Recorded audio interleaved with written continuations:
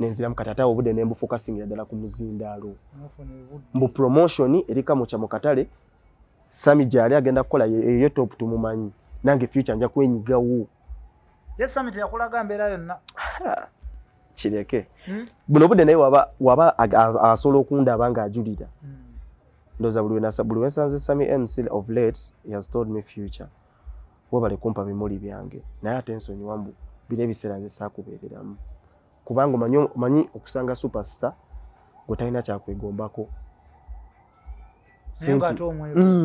nenga bambi just nenga gugamba senga kale ampamu obudde ne twogera mu kwe nampuliriza mu kkoba ne wampayo eddakiika 5 ne twogeramu kiba kinyambi kitegeera but era nga omanyi by the way mweno industry yaffe ndowooza Katonda tumusaba fame but the right prayer oba okusaba ekituufu kyolina osaba Katonda olina okugamba how to manage fame kubanga fame wekusukkako ate ekwonoona yeah. So nze nalabanga Sami nga wakabi naye ate nga wava ku stage gwe gwatamanyi gwatalabye ekitta nti gwatasomere takumanyi Sami kiri kita naye yongerayo neŋŋamba okay biri nengena ku stage nze munange nengatagattawo ebyange obuziza muku ku bigamba osobola okwogera mujukira bya promotion ani asobola okuzina tulinawo amasaati kati Katonda wannyamba nansula ku company bali bagiyita Sellers Sellers nge promotinga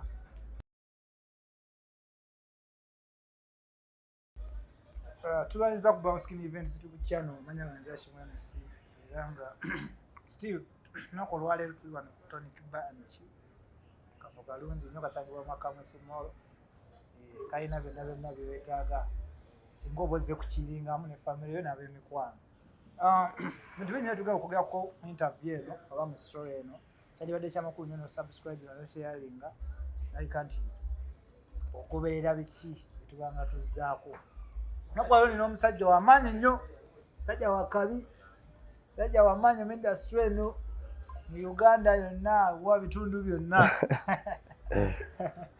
eranga simulala future MC tukwaniriza muganda biri bitya nangu basanga muganda wange happy blessed new year too bitambula bitabiri bitya fresh always you see obera mu industry ya fene every time omuntu nakwita nagamba tugere tule mu lunch obera fresh nokuba fresh afadhali akabiri kawaka kitegeera tomanya gosanga nga bitula mbuli bitya obulamu alhamdulillah kyenyiza okwogera for now alhamdulillah mbu waliwo bakyali baffe abamu twabaleka mwaka mukadde but alhamdulillah ffe tukyaliwo tuli mu mwaka omupya last year 25 yakutambulidde date 25 was a roller coaster just kangambe na roller coaster kuba it was a mixture of many things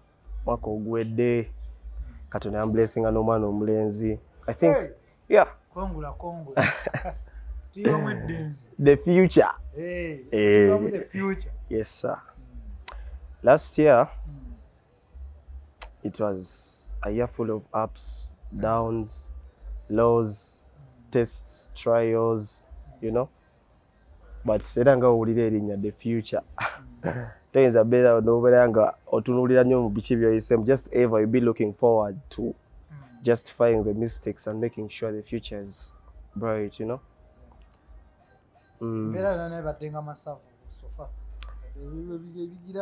Nebigezo bibeera munaye nga era Katonda munaye wakuyisa mu kigezo ekisooka era ajja kuyisa mu kyokubiri. Emirimu oteri okusajja emirimu okusingira ddala. Side y'emirimu okusingira ddala. Yeah. Let me talk on my behalf.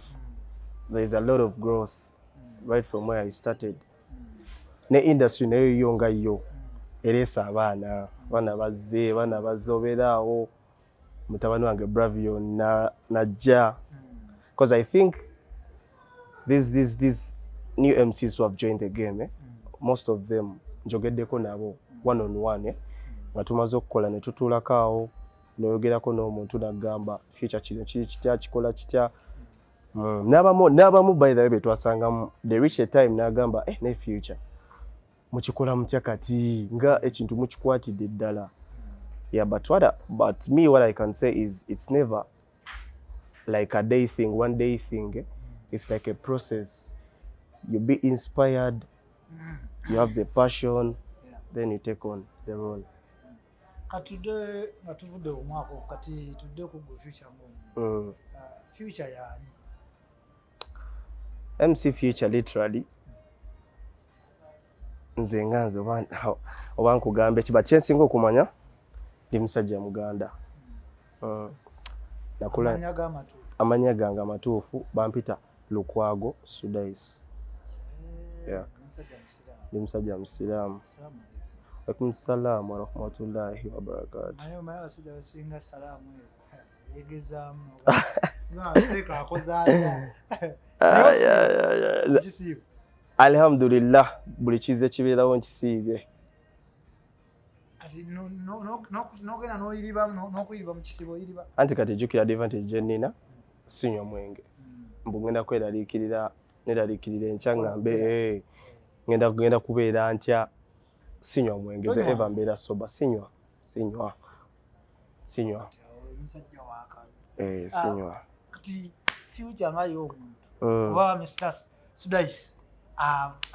Like sinzia yavaawa era byaje kutuuka kubanga tumufuna wa MCing. I think I started doing professional MCing. Natandikira ku levels. This era bya lockdown. Era ndowooza if I'm to give my flowers. Like ekino kitani vote of not. Idea yo ku MCing.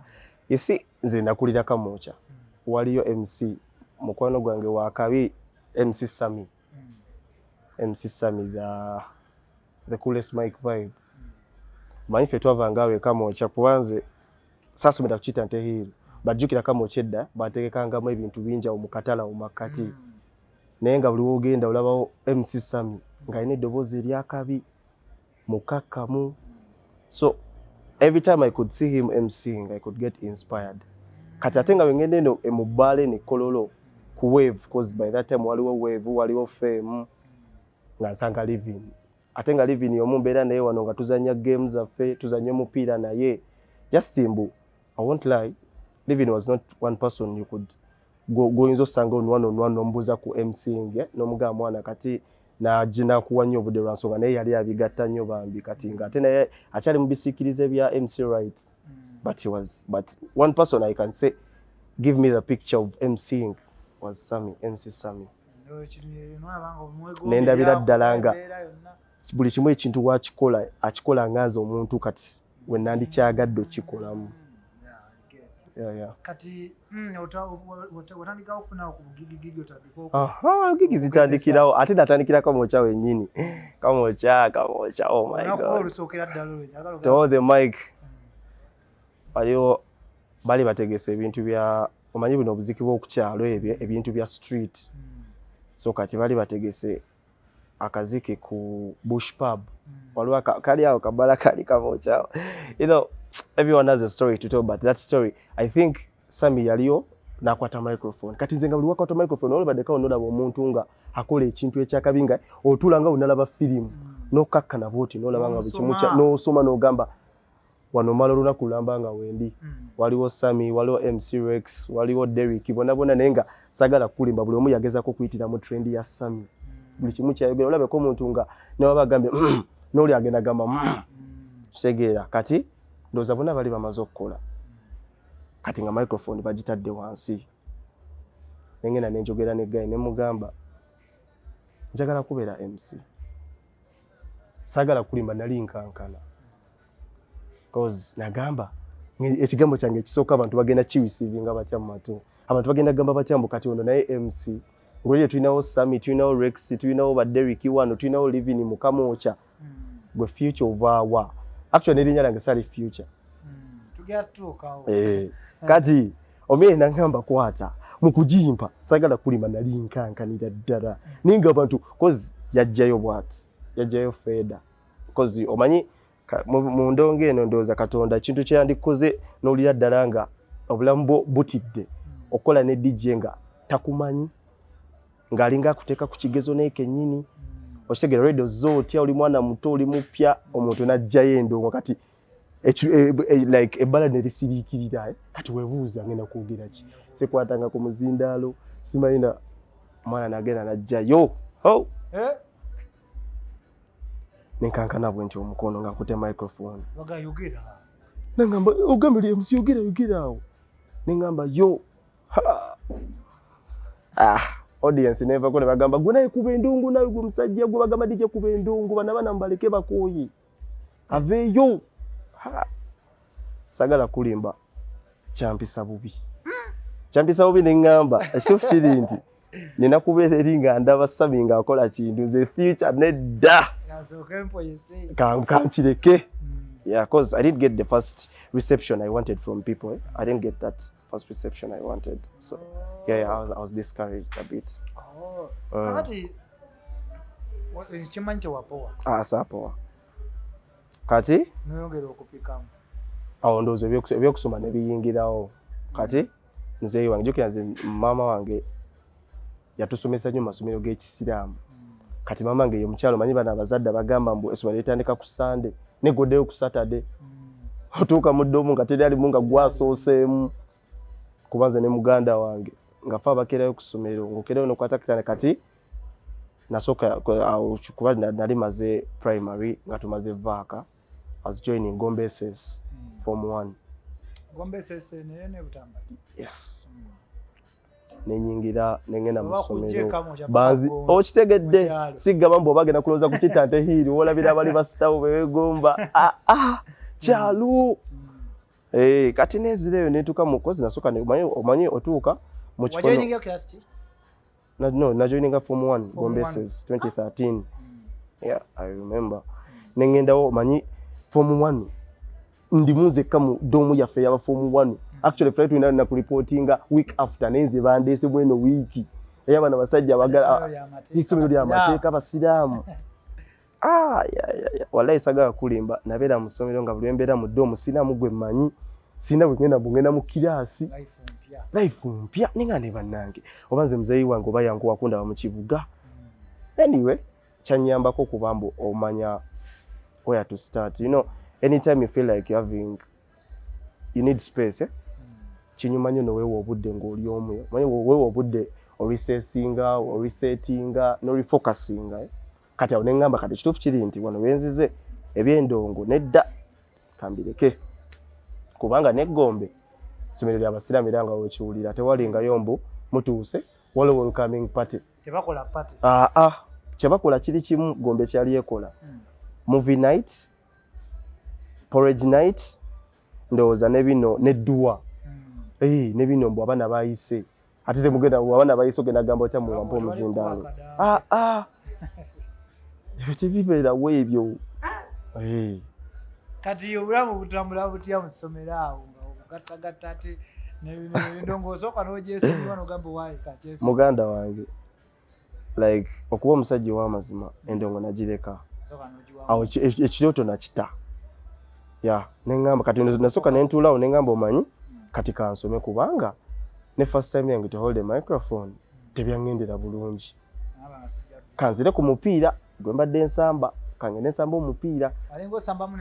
Nali nsamba eddiba kati ate disadvantage twalina eggombe tewalingayo mbu mupiira guli serious mbu mugenze ku school team kati ate wenagenda ku mupiira nga omupiira bannimba bulimbi bangamba mujja samba naye musamba mujja samba n'abayizi bannamme kati ate jjukira amasomero gamanya amasomero ga boarding wabeerayo prep teri nnyo omuntu agenda kufocusingako mbu mugenda samba mupiira abula ekintu kye bali basinga ofocusingako yali handball. Kati nze ate saagala nnyo kusoma nze saagala kulima nze saagala kusoma era nabeerangawo nga njagala nnyo ekintu ekindistracting nga nveeko mu bintu ebiira nnyo serious. Kati olwo omukwano gwange bali bamuyita Okero Ossi nze namuyitanga Ossi ne mugamba Ossi man I don't love to be in class. It gives me a hard time. I love it when I'm more outside because I feel like I'm alive when I'm not in class. Nangamba, but your height, your weight, you can't play handball. Nemugamba omanyi nze nno ngenda byekakamu. Kati ng'omanyi abasajja abaveeyo mu north ayinza okujja kati kangambe nga talina sukaali kati ate ngafunga omwana avudde ewaka ne muzaddewo sukaali abeerawo kati nga buli wengenda omugamba omuwenguzi yange ali sukaali nga mwaka sukaali mwayo ekigaati nantwala mu handibo nanzija mu byokusoma eno okitegeera kati nengenda nga mu handibo kati obuzibu bwajjiranga abasajja bujjukira oli bagendanga mu nationals bakolanga training y'amaanyi abasajja bazuuka saa 12 bano bagenda okugenda mu prep bo nga bambala ngwegenda ku nsozi obutambala ozimanyi kati nga nze tugenda nga tudduka naye nga nze ntukesera gasi n'akuba naye nga abasajja balaga badduka tebazikiza ate obudde bukyakuttemu eyo mukyalo omanyi ebibuuzi by'omukyalo abasezi biki whatsoever kati ye nga yankwata ku mukono nga future wenkuleka ogenda buula nga ndeeta kati awo tuyisemu ebyo byonna ndowooza obuzibu obulawe bwajjirawo neetegeera mukati ate neewano wendi emisango neereetera mwereetezi bwa vidi performance Gombe yalina okutema baali batemera ddala nno olina restreaming kati nga bakugamba abatandikidde mu senior 1A meditamu watuuka ne mutabuyita bulungi nga basooka bakuzaako emabega baali basunsulamu yes basigaze ababugumyeko n'abali awo kubanga ne baddefe ku kiveemu kubanga jjukira fe abagendayo ne pointi zaffe 12 omanyi ogenda mu ssomero ng'olaba wafunye ka first grade ko naye kabi eno gy'ovudde n'otukere nga abaana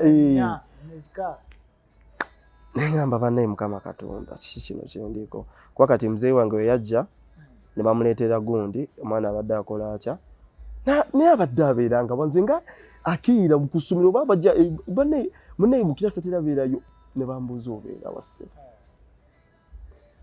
kati teebereza omuzadde tomugamba nga takuleeta ng'omukya kifaananyi kyakuba mba oli boola omuzadde akuleetedde mu kifaananyi kyakusoma akasente akasasula omanyi ova ku muzadde asasula nga tobanjibwa tolinamu kano mbu bagenda kugoba fizi bange obe ngenda ensooka empumuleko ndabe ku bakyali bange twebuuzeko tukole ki gwe ekintu kyo kyalinga kimu kusoma kitegeera yes nambuza ssebo obeerawa muzeeyi wange yali akuba omuggo omuganda wange eguseka Hashim muzeeyi wange yali akuba embooko kubanga natunulira munendabira ddala nga embooko zinkutte era namugaba bannange ngenda galamira nze tunagenda kukya kukuba obaddenga wa baddenga basoma gobaddenga wa kimanyi bambooko bambooko gasagala mulwisambu ate mugambe nagulira kimanyi kigenda kugwera mu kugalamira mbooko kati andowoozaawo nabe nembyesonyiwa kati obulamu bw'essomero buyitayitamu natubufunze buyitamu oddamu oti okufokasinga ku muzindaalo nava Gombe ne muganda because twafunamu setback muganda yange yalwalamuko Gombe eri very strict ne cause we twakola ebibuuzo ndowooza muganda yange yasooka nakomawo kewaka nga obimanya ate bali basoma tasoma nange olwedde nga mbeereyo nga sifokasinga bulungi mba ndowooza ku blood wange kubanga essomero twaliyingira yera mukulu wange naye nga tuliyingira babiri ng'oba ofunye ekikunyigiriza gogenda n'okugamba kino na kino ne bamutema nze ne bangamba engeri gyabadde mu form 1 tosobola omuwa omukisa n'addamu n'agattagatta n'abeera focused ne ngamba muzeeyi wonzizayo eri nga sirina muganda wange tekiggwa sigenda ssoma kati muzeeyi ate n'addamu neeralike kati awo ne tugenda bulo parents kufa nze towedde muzeeyi oli abasira gonna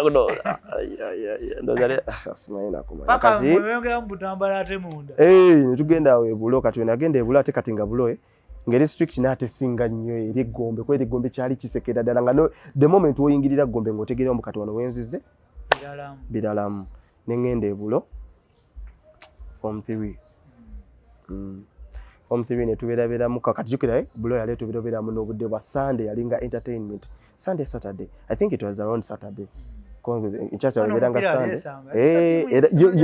bya mupiira liri naye natuuka nengenda nentuuka ne bayita baboola bagenda kudde n'abanasobola basobola kati muganda wange omanyi okugenda okweyunga ku school team nga basajja bo bali ati kati business ba mupiira business gwe balyako kye basiibako tasoma nga ddobudde mu kirasi ogenda mulaba kati gwe future ovudde eri ovulamu nezzoobwa abasajja ate nze nali musajja mumpeera nga wondaba ne kati nkyali musajja disadvantage eyo eri basajja bawanvu basajja batraininga abatendesi babamanyi balina tiimu ze basambiramu ze babamanyi nengamba kati neno kigaanyi Saturday tuya olweggulo saawa ziba kubanga abaana batandika okwetegekera nga akadanke saawa 9 by saawa 10 ne muyingira kati nentuuka nensoka nenyingira mu DH omwaberanga omuziki nensoka nembalaba nengamba kale bano waliwo omwana yakolanga oba emsa oba bamuyita Khalifa ate nga yalaga akubamu ne raga kati nemugamba osokumba microphone eyo ngomanyi ozze oli mupya tebakumanyi nantula nagamba bakyalo nga omanyi obeera kusomera ng'oli waka obeerako ne baperegesi nabagamba ono MC ne baseka nengamba asajja wama nentambula nenfuluma sagala kulimba Saturday yasooka nafuluma saakwata muzindalo muganda wange neninda ndoza wiiki eyaddako awo bwe bagumpa ndoza Katonda kyasooka okumblessinga kyeyanyambako that time eddoboozi lyange nga sibbi eddobozi erya omuntu kale abeeri bayinza okugamba is an MC kikwata bwenti mic check 1 2 ne bagamba ani oyo kakambwe kamanyimu kati master wa entertainment nanzize ebbali nanga bakuyitaani ne mugamba somera mu kirasi ki siegwa omwizi gwe ntira okulaba tule babeganga toyogera kwanzi muganda nange mu kirasi nze nabeeranga musajja musirifu banga lyonna andi jukira oba oyogera nnyo buli omu atandikira ku ggwe naye nze bwe bankwatiranga simanyi bano bankola bubi mu chemistry nga embooko yange mba nagibaze nkola bubi mu math nze muganda kusoma saakwagala sagala nga nnyo ebintu byakuddawo okusoma era nga nze wonsangira kuba active mu computer art literature zitali nnyo zakuteekayo nnyo kati master we yandaba nanzize ebbali naŋŋamba njagala otandika okubeera MC wange nja kuwangayo kasente niŋŋamba nazze kusoma ne musana okumpayo ku nkalu nenge enkalu ziri mmeka kyebiri kiwaya so kigula buleka yokka nze basooka nga okimpira jjukira amanyi amasomero geeyo bambye tolinayo nga bano bagaya abokya enkoko ababo chips era nga bwe bakimpa ekyebiri kyange ku layini yakawunga temundabye era nze mba ngenda shiningira eri era nga bampa ekyebiri kyange kati njukira nalina musajja wange omulala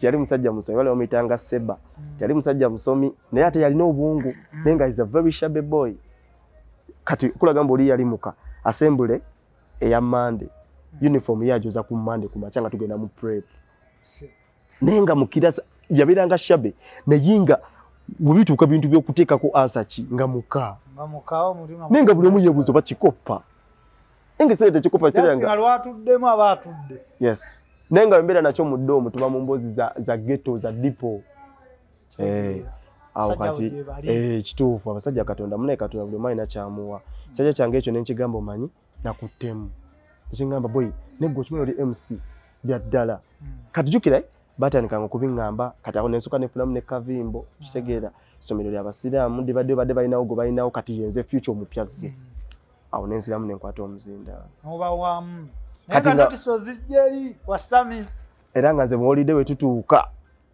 noonya Sami wage wa wagenda okukolera eyongereko kati nga nange wenzije nomba nakyalo bange mbakwata speed muganda wange fresh tonchi ndowooza era ndowooza yagambanga bakyalibe oyo muganda wange ogamba ne muganda wo wakabi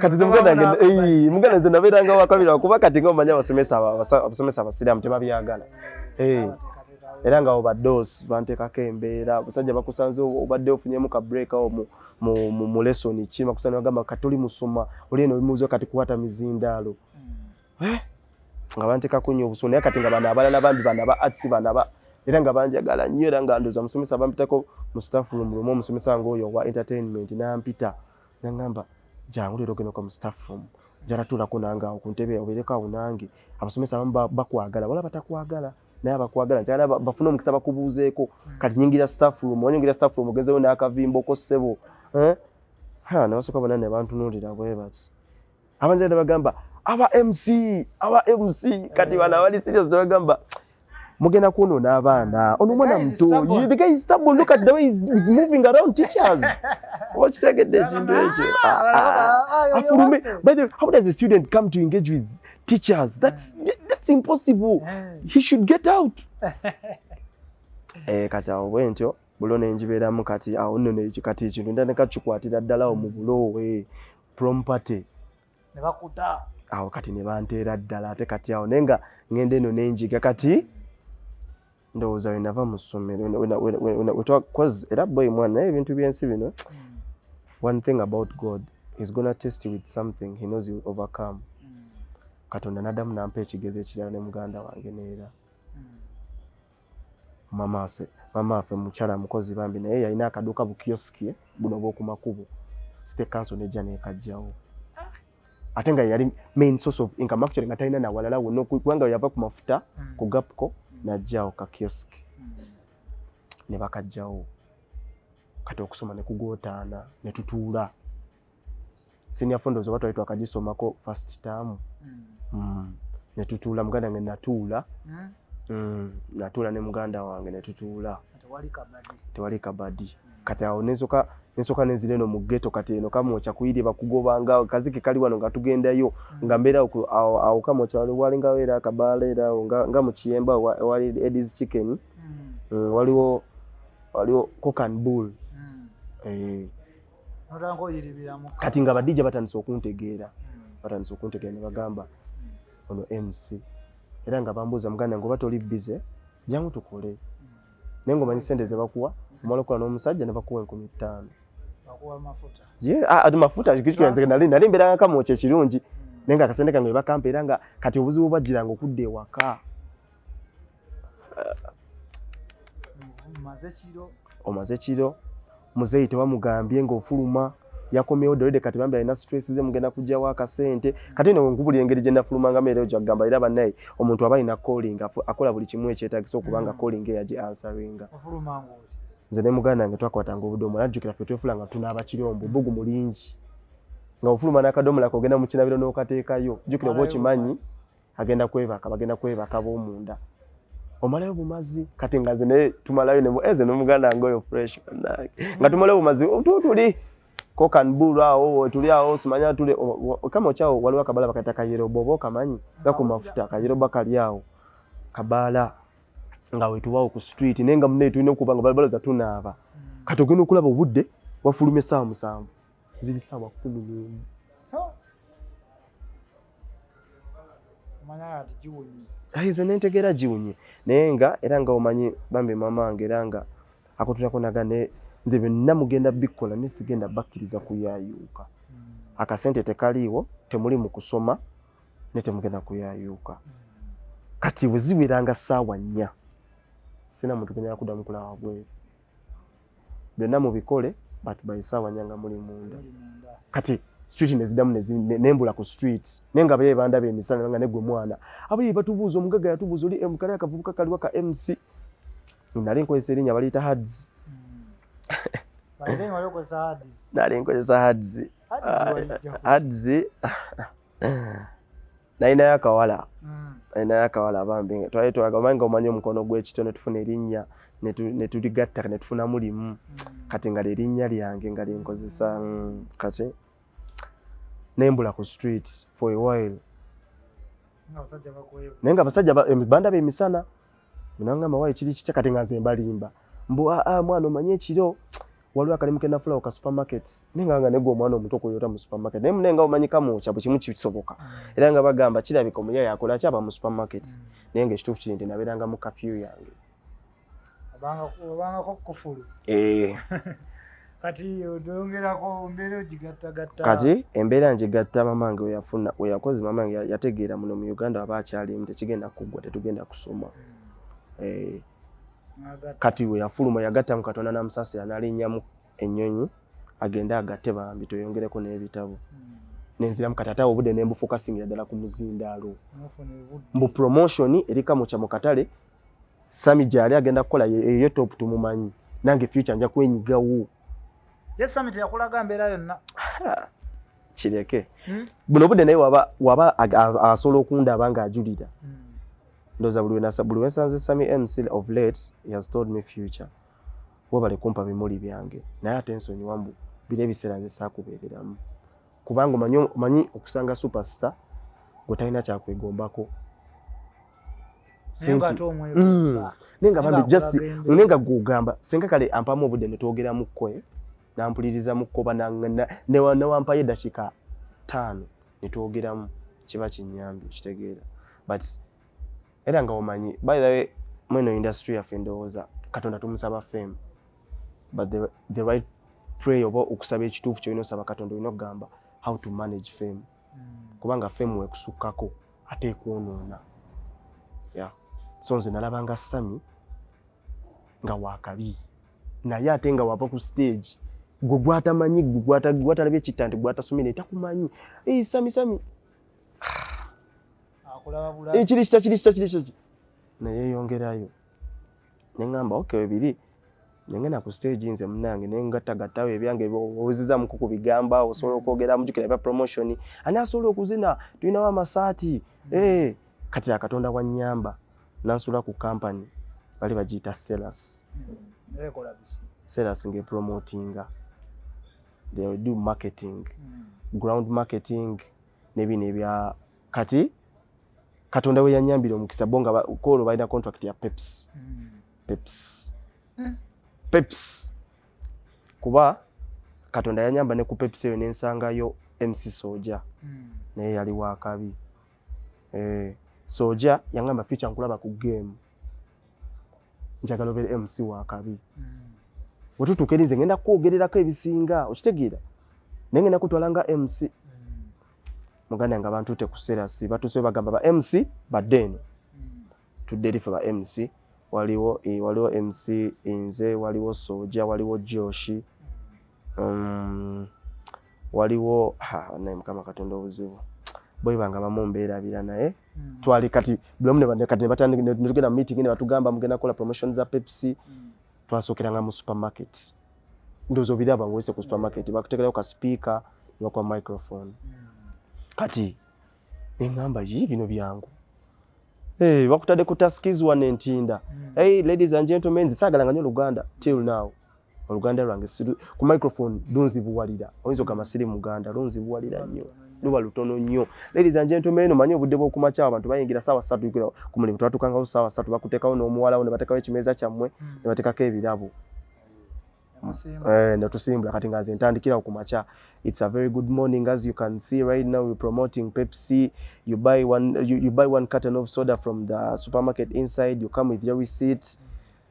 No kola choino kola no wangula either t-shirt bichini ntandikira kati in the long run jukira obudde bw'emisana bantu banja bajja ku supermarket ne bakuyita abayenga banda balaba wabaye bakulabye bagamba anono wakabi kati babusi bange aba Sellers bana abajukira manyinga bana abasinka supervisor mukuba mu Pepsi akole analysis bichi ayisema ababulire kibi kitya nga bamugane muyino omwana wamuyita Future. He's a very good MC. Bakwade tumanyi oba he's good at just ngebe supermarket ebyo oba he's like that. How about you give him more? Ngaba babuuza more tumuwe more ileta mu kyemwagala. Kino ekimotoka kino ekya drive mumuteekeko. Mumuteekeko asobolera ddala kwanga Pepsi omundozo omusajja yasinga okunjagaza nnyo kubanga nkola Pepsi wali omusajja wamuyita Regan. Yada kwera nga buli kaseera Regan buli wanda bangamba Future kati tugenda mu katale tugenda wali ekatwe kimotoka kya stage. I want you to do your best. Kati nganji kwata bwenti nemanya kati wano wange tewali Sami tewali Livini tewali ani. Now this is my time. Yes. Kati nga omanyimbo era nga omuntu ng'olina talent y'ekintu. Otuuka ekiseera manyi jukira anytime you grow from something obwongo bwo bukula ati wona akula ne ideas bukimu kikula. Actually nzo ndowooza omuntu abantu bambuuzanga Future n'ebigambo bijangu oli ku stage abamu omuntu neebuuza kyogenda n'omugamba ekituufu kiri nti oba muzimu gunninnya kubanga ekituufu kiri nti nawe kennyini buno budde bwombuuza kangambe buno budde bwa misana twogera bwe tuti but at night life nga nninnya ku stage mbu Future ndi mukola biba birala era byenjogera olumunyiza n'oputa down eswana bigamba bimu bye nayogedde kyemmanyi kati omba ninyeko omuzimu mulala nnyo. Kati muganda wange ekintu ekyasooka okunsanyusamu ebyo byonna Pepsi be nasooka okukolera ne bampa ku ssente ezeegasa. Zalinga mmeka? Cause okola nga supermarket buli nnaku babakuwa emitwalo 3.5. Sizibambi. Allowance kati nga bayo ne main payment mumaze campaign yonna. Future akoze ennaku mmeka? Future akoze omwana ne commission we. Thank you. Omusajja olunaku tumaze okulendoza batuyita mu meeting kikira wabeerawo bakabejja basooja abaliyo bajoshi then kati naffe biki musajja yampita mu office nga Future Future ogenda lindako yali Salim era ndoza Salim Katonda wonna wali ndasaba Allah akuwe osinga okwagala because he was a very honest man. Yeah. Salim yangamba Future okimanyi Pepsi ekwagala. Pepsi yekwagalira ddala era Sedas yade kwa decent westi ne Pepsi yakongedeko sente. Muganda wange nagenda okukebera mu envelope yange y'omwezi nga guwedde nga ninamu emitwalo 7. Mugabya ddala. Nengambe kitigisa kati kino ekintu kya ddala.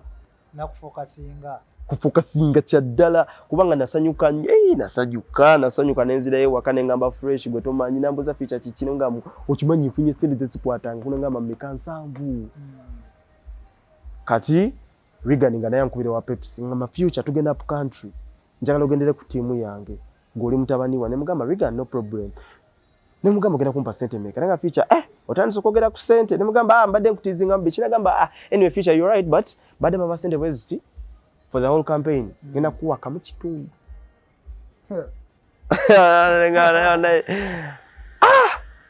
wala inagamba ya Allah bw'obanga eno calling yange entuufu segenda kudda mabega kati katusimbule. Yeah, that's how I penetrated. Kati before nga tunagenda kuyingira erinnya Future deliver. Twali tubuse nawo kama okyeyo mama ngo yagenda ebweru. I got so many ups and downs, you know. Kati nga nfuna ebinyigiriza segenda tukwata baganda bange mbatuuze mbagambe kino na kino.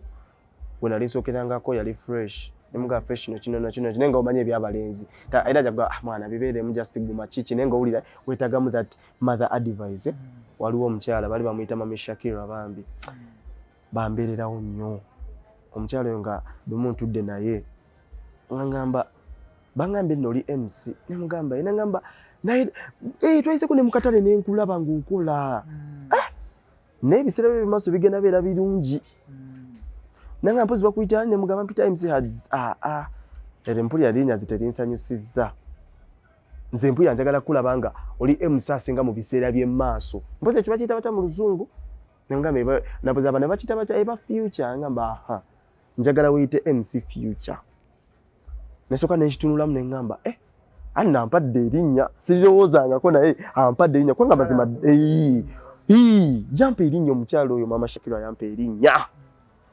okuvaawo awo nafuukira Future. Kati game eno eyebbaala ogirumba. Yes. Kati ndanga omanyi namala promotion za Pepsi, Selasi. Kati kukanga buli mwe yajjanga Future nga inoveerako.